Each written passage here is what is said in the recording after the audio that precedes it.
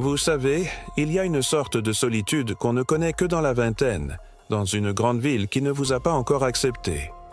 La mienne a commencé à Chicago, dans un studio que j'appelais mon chez-moi. C'était le dernier étage d'un vieil immeuble, une seule pièce où toute ma vie tenait avec un peu d'effort. Je ne l'ai pas choisi pour son charme, mais par nécessité. Le loyer était une aumône, et la distance jusqu'au bar où je travaillais pouvait être parcourue à pied. Pour un jeune diplômé comme moi, noyé sous les dettes et sans un sou, le luxe était d'avoir un toit au-dessus de la tête. L'endroit avait sa propre odeur, un mélange de poussière ancienne et du bois du plancher qui craquait à chaque pas, comme s'il racontait les secrets de tous ceux qui y avaient vécu. C'était fonctionnel, c'était à moi. Et il y avait une seule fenêtre. Elle ne donnait pas sur un horizon de lumière, mais sur une gorge de briques et de béton qu'on appelait une ruelle. De l'autre côté, comme un reflet sombre, s'élevait un immeuble presque identique au mien. L'espace entre nous était si étroit que le jour peinait à y glisser quelques rayons de soleil. Et la nuit, la ruelle devenait un puits d'obscurité, un silence qui avalait les bruits de la ville. Je ne m'en suis jamais soucié. Mon service au bar ne se terminait qu'à l'aube. Je rentrais chez moi vers 3 heures du matin, l'odeur d'alcool et de fumée imprégnée dans mes vêtements. Je préparais quelque chose de rapide à manger et je me laissais consumer par la lumière bleue de mon téléphone jusqu'à m'évanouir de fatigue. L'obscurité dehors n'était qu'un détail, jusqu'à ce qu'elle cesse de l'être. C'était environ 1 mois après mon emménagement. La routine était déjà ancrée en moi. Entrer, enlever mes chaussures d'un coup de pied, jeter la clé sur la petite table et allumer la lumière du plafond. L'interrupteur faisait un clic sonore dans le silence de l'appartement, et c'est à cet instant précis que je l'ai vu. De l'autre côté de la ruelle, une silhouette, un frémissement dans le tissu sombre du rideau de la fenêtre d'en face. Ça a duré moins d'un clin d'œil. Mon corps s'est figé, la main encore sur l'interrupteur. Je suis resté là, retenant ma respiration, attendant. Mais rien. La fenêtre de l'autre côté restait un carré de ténèbres, immobile. La logique m'a murmuré à l'oreille, « Un courant d'air, Léo. » Tu as fait peur à un chat sur le rebord de la fenêtre? J'ai haussé les épaules, mais mon cœur a mis un peu plus de temps à se calmer. La nuit suivante, même routine. Même clé, même clic de l'interrupteur. Et le même mouvement.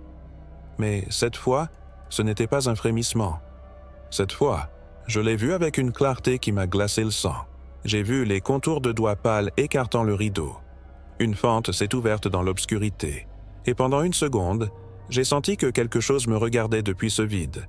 Puis, la main a disparu et le rideau est retombé à sa place. Les lumières de l'appartement voisin restaient éteintes. C'était juste ça. Un geste silencieux, une invitation vers le néant. Et c'est là que la véritable étrangeté m'a frappé. En 1 mois, je n'avais jamais, pas une seule fois, vu une lumière allumée dans cet appartement. J'avais la certitude absolue qu'il était vide. Cette nuit-là, le sommeil n'est pas venu. L'image de cette main se répétait dans mon esprit. La semaine qui a suivi, rentrer à la maison est devenue un rituel de tension. J'ouvrais la porte, le cœur déjà battant la chamade. J'allumais la lumière et, comme une horloge, le rideau de l'autre côté bougeait. Toujours le même geste subtil, presque timide. Un coup d'œil rapide et puis le silence. J'ai commencé à être obsédé. La paranoïa a commencé à s'enraciner en moi. J'ai décidé de tester. Une nuit, je suis rentré et je n'ai pas allumé la lumière principale. Je suis allé sur la pointe des pieds jusqu'à ma fenêtre et je suis resté là, assis dans le noir, à observer. La sueur coulait sur mon front. 10, 20, 30 minutes. Rien. La fenêtre d'en face est restée inerte. Alors, le cœur battant à tout rompre, j'ai tendu la main et j'ai allumé la petite lampe à côté du canapé. La lumière jaune et faible éclairait à peine la pièce. Mais c'était suffisant. Au même instant, le rideau a bougé. Il n'y avait plus de doute. Ce n'était pas une coïncidence. Quelqu'un était là. Quelqu'un m'attendait. Toutes les nuits, j'ai essayé de trouver une explication logique, n'importe quoi à quoi me raccrocher. Un voisin curieux? Mais pourquoi dans le noir? Et comment savait-il le moment exact où j'arrivais? La précision était chirurgicale, presque surnaturelle. C'était comme si ma lumière était le déclencheur. Le lendemain, j'ai intercepté mon propriétaire, M. Harrison, un homme d'âge mûr au sourire fatigué. J'ai posé des questions sur l'appartement d'en face. Il m'a regardé par-dessus ses lunettes. Il est vide, Léo, depuis des mois. J'ai insisté, suggérant que peut-être quelqu'un avait emménagé sans qu'il le sache. Il a ri, un rire condescendant. « Tu travailles trop, gamin. Tu vois des choses. » Je suis parti de là en me sentant comme un idiot, mais la peur n'a pas diminué. Au contraire, elle était maintenant accompagnée d'un sentiment d'isolement. J'étais seul là-dedans. J'ai pensé à appeler la police, mais qu'aurais-je dit? Il y a un rideau qui bouge dans un appartement vide? Je serais la risée du commissariat. Il n'y avait pas de crime, pas de preuve, juste ce sentiment. Un poids sur l'estomac qui grandissait chaque nuit. Et puis, le rituel a été brisé.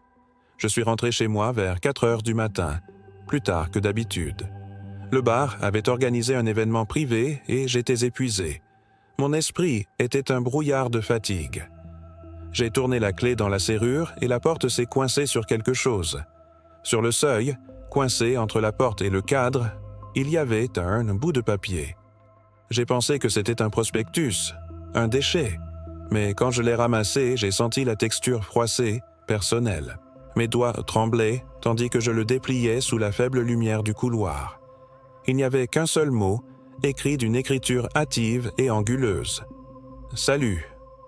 L'air a quitté mes poumons, le sol a semblé disparaître. À cet instant, le lien a été immédiat, viscéral.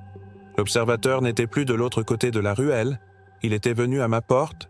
J'ai couru à la fenêtre, le cœur martelant contre mes côtes, espérant voir un visage, une lumière, n'importe quoi. Mais non. Le rideau était tiré, immobile. Le silence était absolu. En panique, j'ai appelé mon amie Clara. Ma voix n'était qu'un filet tremblant. Elle n'a même pas hésité. « Viens ici, maintenant. » J'ai jeté quelques vêtements dans un sac à dos, pris mon portefeuille et j'ai quitté cet appartement comme s'il était en feu. Le lendemain, alimenté par une nuit d'insomnie et une fureur née de la peur, j'ai de nouveau cherché M. Harrison. Cette fois, il n'y avait aucune hésitation dans ma voix. J'ai exigé de voir l'appartement. Il a essayé de noyer le poisson, mais il a vu quelque chose dans mes yeux et, à contre-cœur, a pris la clé. L'air à l'intérieur de l'appartement vide était lourd, stagnant. Ça sentait le temps. Les murs étaient nus, et chacun de nos pas résonnait sur le plancher poussiéreux. Un son fantomatique. Il n'y avait pas un seul meuble, pas une boîte, rien. C'était une tombe. Nous sommes allés dans la pièce du fond, celle dont la fenêtre donnait sur la mienne. Et là, au centre du sol couvert de poussière, elle était là. Une unique chaise pliante en métal. Une sentinelle silencieuse, parfaitement positionnée en face de la fenêtre. Le trône pour un fantôme. La poussière sur le sol était intacte, à l'exception d'un demi-cercle usé autour des pieds d'eau de la chaise. Quelqu'un avait eu accès à cet endroit fermé à clé. Quelqu'un s'asseyait là, nuit après nuit, dans le noir, attendant le clic de mon interrupteur. La police est venue, ils ont pris des photos, relevé des empreintes digitales qui n'ont probablement mené nulle part. La validation de ma peur était presque aussi terrible que la peur elle-même. Je n'étais pas fou. J'étais traqué. L'idée de ce maniaque assis là pendant des heures, juste à m'observer, m'a rendu physiquement malade. J'ai déménagé à la fin de cette semaine. À ce jour, le mystère demeure. Qui était-ce? Comment entrait-il là? Et que serait-il arrivé si je n'avais pas trouvé ce billet? Parfois, mon esprit s'aventure dans des endroits sombres, et je pense à M. Harrison, mais j'écarte cette idée. Il n'aurait jamais été assez stupide pour m'emmener là-bas sans d'abord enlever la chaise. Je n'habite plus à Chicago, mais l'observateur ne m'a jamais vraiment quitté. Il a pris mon appartement, et avec lui mon sommeil tranquille. Parfois, je me réveille au milieu de la nuit, couvert de sueur, avec la certitude absolue que, quelque part, derrière une fenêtre sombre, quelqu'un m'observe encore, attendant que j'allume la lumière. Quand on a 12 ans, un déménagement peut ressembler au début d'une grande aventure. Pour moi, c'était la promesse d'un royaume entier à explorer. Nous avons laissé la ville derrière nous et nous nous sommes enfoncés au cœur de l'Oregon rural, dans une maison qui semblait être un point solitaire au milieu d'un océan de pins. La ville la plus proche n'était qu'une tache floue à l'horizon. Là-bas, Le silence était une présence physique, si dense qu'on pouvait presque le toucher. La forêt nous entourait, un mur de troncs et d'ombres qui murmurait avec le vent. La maison datait des années 40 et avait l'âme d'un lieu qui a déjà vu beaucoup de choses. Le plancher gémissait sous nos pieds, le grenier semblait retenir son souffle au-dessus de nos têtes. Et au fond, à une dizaine de mètres de la porte de la cuisine, il y avait la remise. C'était plus qu'une simple construction. C'était une tache dans le paysage. La peinture rouge s'écaillait comme une peau brûlée, la porte en bois était gondolée par l'humidité et la petite fenêtre sale ressemblait à un œil aveugle et laiteux. Mon père disait qu'il devait la nettoyer, qu'elle était pleine d'outils rouillés et de vieilleries de l'ancien propriétaire. Mais la vérité est que nous ressentions tous une réticence inexplicable à nous en approcher. C'était comme si la remise avait sa propre volonté, et sa volonté était qu'on la laisse en paix. Le premier signe que notre solitude n'était pas totale est apparu un soir de semaine. J'étais au lit, dans un fort improvisé avec la couverture, en train de lire avec une lampe de poche. Le seul son était celui des pages qui tournaient. C'est alors que Buddy a commencé à aboyer. Buddy était notre Golden Retriever, un chien d'une infinie douceur, mais son aboiement cette nuit-là n'avait rien d'amical. C'était un son guttural, désespéré, qui venait du fond de sa poitrine. Je me suis glissé hors du lit, le sol froid sous mes pieds, et j'ai jeté un coup d'œil par la fente du rideau. La lumière du porche, équipée d'un détecteur de mouvement, s'était allumée, inondant la pelouse d'une lumière blanche et fantomatique qui créait des ombres longues et tortueuses. Buddy était là, le poil hérissé, face à la remise. Il n'aboyait pas contre la porte, mais contre l'obscurité impénétrable qui l'entourait. Je suis resté là, le cœur petit et battant, cherchant ce qu'il voyait. Mais il n'y avait rien. Juste le vent, les ombres et les aboiements frénétiques de Buddy qui résonnaient dans la nuit silencieuse. Il a fini par se taire et je suis retourné au lit, mais pas à la sécurité de mon livre. Le lendemain matin, la preuve que ce n'était pas mon imagination. Dans la terre humide entre la maison et la remise, il y avait des empreintes. Des marques de bottes lourdes et profondes. Mon père a froncé les sourcils, passé la main sur son menton. « Ça doit être un chasseur perdu, un vagabond », a-t-il dit, essayant de paraître décontracté, mais j'ai vu l'inquiétude dans ses yeux, et quelque chose n'avait pas de sens pour moi. Les empreintes allaient en direction de la remise, mais il n'y avait pas d'empreinte qui s'en éloignait. C'était comme si celui qui était là était arrivé et s'était évaporé. Dans les semaines qui ont suivi, le rituel nocturne s'est répété. Buddy aboyait, nous regardions, nous ne voyions rien, mais le matin, de nouvelles empreintes étaient là, toujours le même schéma impossible. Un chemin d'aller, jamais de retour, la paranoïa a commencé à s'installer en moi. Je regardais la remise pendant la journée et je sentais un frisson. Que se passait-il là-bas quand la nuit tombait? La réponse est venue à l'aube, vers 2 heures du matin. Le bruit de pas sur le gravier à l'extérieur de ma fenêtre m'a arraché au sommeil. Je suis resté pétrifié dans mon lit, chaque muscle tendu. Les pas se sont arrêtés, puis ont repris, lents et délibérés, en direction du fond du jardin. Le cœur dans la gorge, j'ai regardé à travers le store. La lumière du détecteur a clignoté et s'est allumée. Et pendant une seule, terrible seconde, je l'ai vu. Un homme grand, enveloppé dans un manteau gris et sale, debout à côté de la porte de la remise. Son visage était un flou d'ombre, mais j'ai senti son regard, même si je ne pouvais pas le voir. Puis, la lumière s'est éteinte, plongeant tout à nouveau dans l'obscurité. J'ai couru dans la chambre de mes parents. Mon père, le visage plissé de sommeil et d'inquiétude, a pris son fusil de chasse. Mais quand il est sorti, il n'y avait personne. Juste le silence et les empreintes fraîches qui mouraient à la porte de la remise. Cette fois, il n'a pas hésité. Il a ouvert le cadenas et a ouvert en grand les portes grinçantes. La lumière de sa lampe de poche a balayé l'intérieur, ne révélant que ce que nous savions déjà. Des outils rouillés, des bâches moisies et l'odeur de l'abandon. Il a mis un nouveau cadenas, plus solide, et a renforcé la porte. Pendant un mois, le silence est revenu. Un silence tendu, lourd, jusqu'à ce que Buddy disparaisse. Nous l'avons cherché partout. Mon père et moi avons marché dans la forêt jusqu'à ce que nos jambes nous fassent mal, criant son nom jusqu'à ce que nos voix deviennent rauques. Le seul retour était l'écho moqueur des arbres. Il avait disparu. Mon cœur de 12 ans s'est brisé. Cette nuit-là, la maison semblait vide et vulnérable. Je suis resté éveillé, regardant l'obscurité dehors, pensant à mon chien, à l'homme, à la remise. Il était 3 heures du matin quand j'ai entendu la porte arrière grincer. Avant que je puisse bouger, j'ai entendu les pas lourds de mon père dans le couloir. Il était déjà debout, le fusil à la main. Je l'ai rejoint à la porte de la cuisine et nous avons tous les deux regardé dehors, juste à temps pour voir la lumière du détecteur s'allumer à nouveau. L'homme était là, au même endroit. Mais cette fois, il n'avait pas les mains vides. Dans une main, il tenait l'éclat métallique d'un couteau, et dans l'autre, suspendu comme un trophée, se trouvait le collier en cuir de Buddy. Le monde a basculé.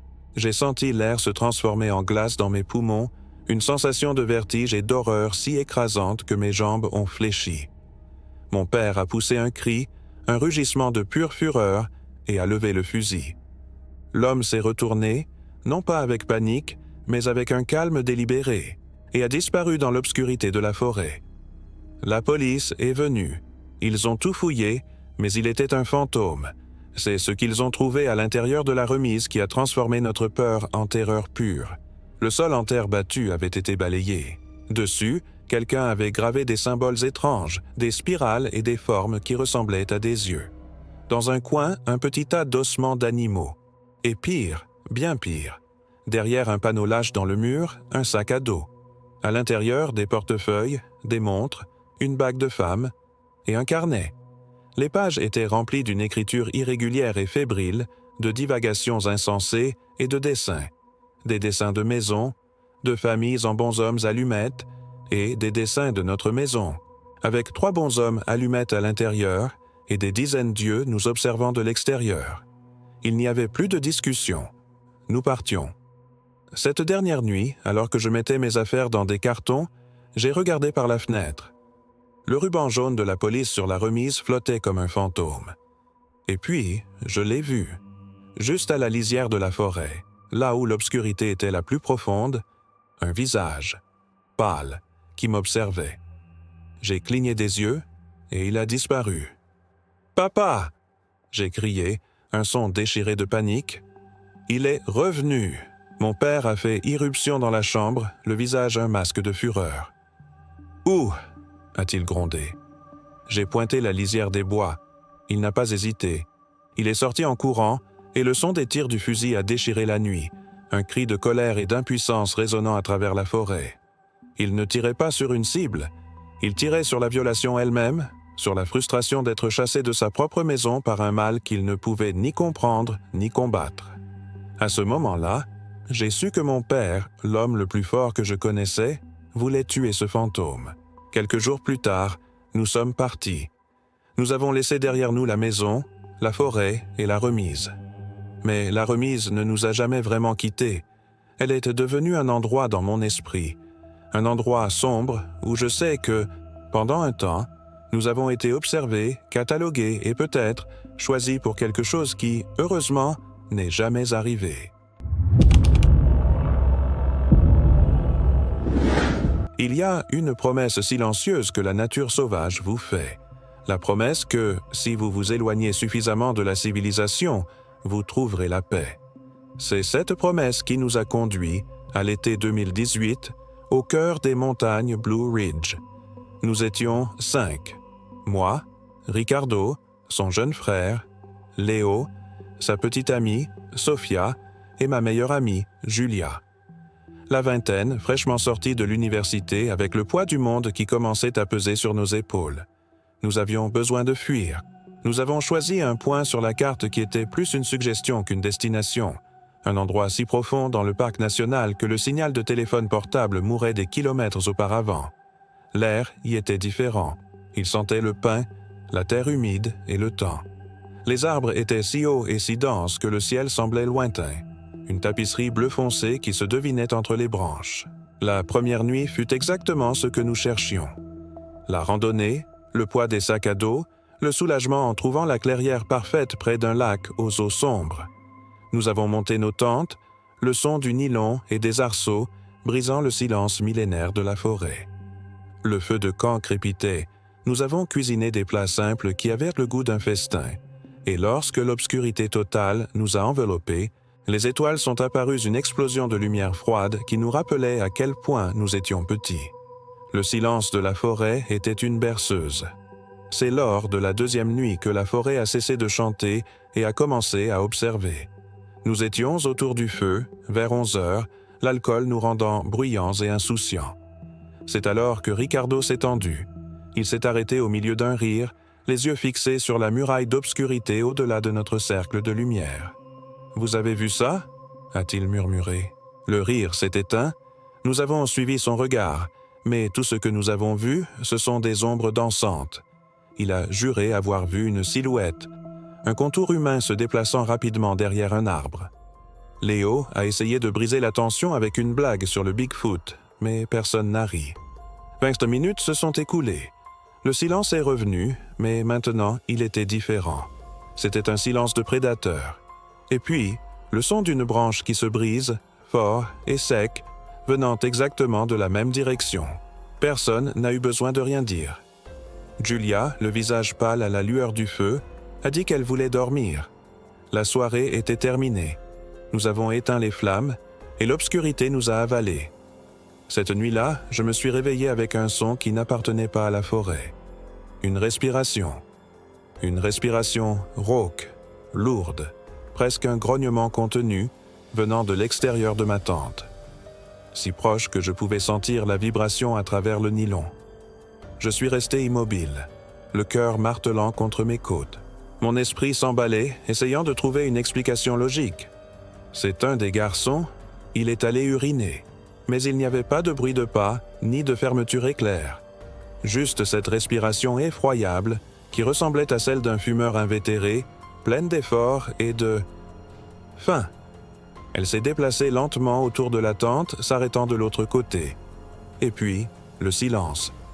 J'ai attendu, retenant mon propre souffle, jusqu'à ce que l'épuisement l'emporte sur la peur et que je m'évanouisse. Le matin, la lumière du soleil semblait être un mensonge. Je n'ai rien dit à personne. J'ai essayé de me convaincre que c'était un rêve. Mais lorsque nous nous sommes réunis, le visage de Ricardo était sombre. « Quelqu'un se promenait par ici la nuit dernière », a-t-il dit, sans détour. Sophia a confirmé, les yeux écarquillés. Je l'ai entendu aussi. On aurait dit qu'il tournait autour de nos tentes. C'est alors que Léo a admis qu'il s'était levé pour uriner et qu'il avait cru voir une silhouette accroupie près des cendres du feu de camp. La peur est devenue réelle.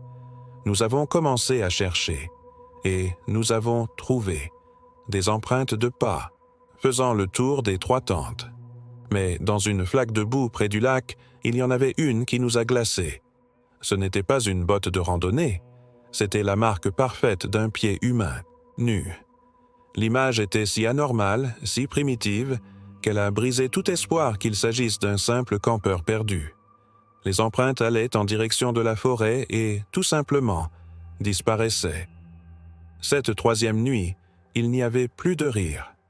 Le feu de camp était une forteresse, beaucoup plus grande, et nous nous sommes assis dos à lui, fixant l'obscurité, des lampes de poche à la main.